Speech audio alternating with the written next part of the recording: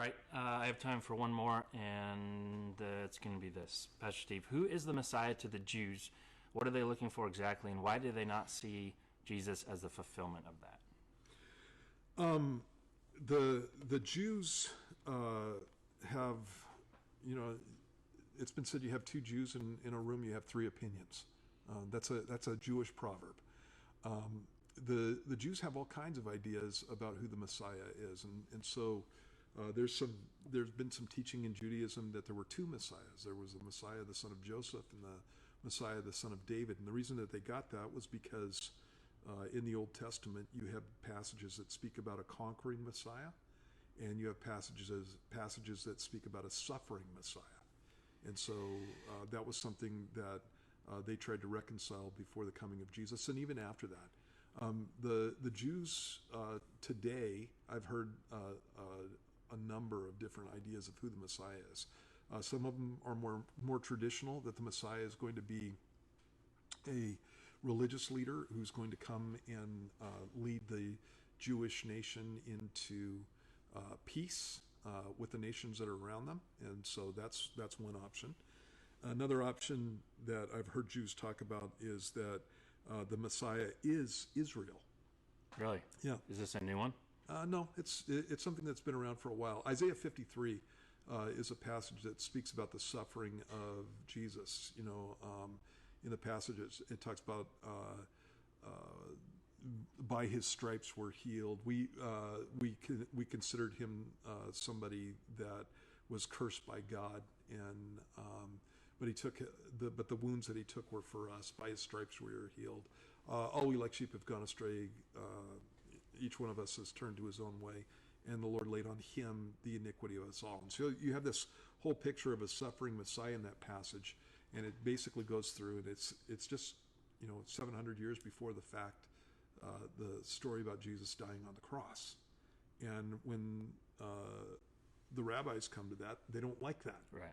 Because it's so clearly is speaking about the story of Jesus. And so what they did was they reinterpreted the suffering Messiah as being Israel. Really? Yeah, so Israel is the one who's been taking the beating, and Israel is the one who's suffered, and Israel is the one who's paid for sins, and that kind of thing. And so there's no relation in the Old Testament of the Messiah being like an actual man.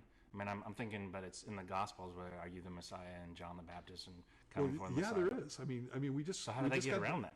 Well, they just reinterpret it because they don't like it. On everyone? Yeah. Okay. Yeah, and so, for unto us a child is born, right. Unto us a son is given.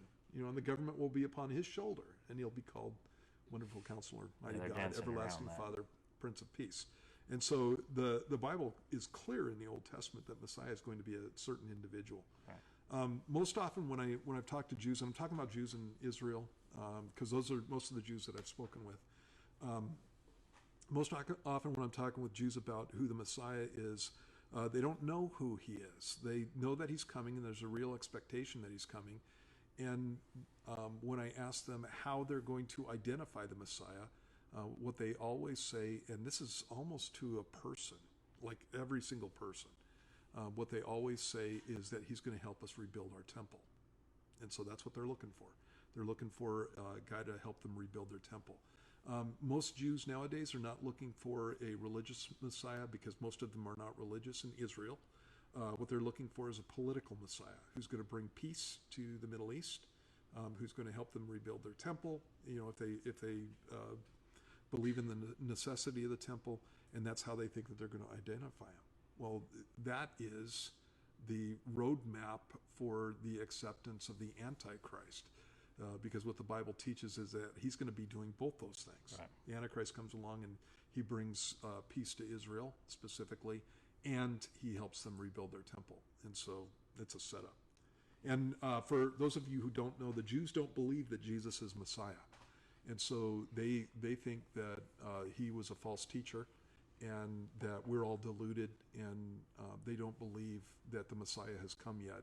And so they're still looking forward to the coming of the Messiah. And so this is the thoughts in Judaism.